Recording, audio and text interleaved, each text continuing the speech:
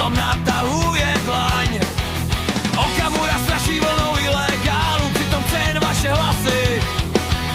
Všichni sedí u koryta, vymetají naše kapsy. Je mi úplně uprdele, kdo tam zrovna sedí, protože na nás tí vejšky stejně jenom sami na sebe hledí.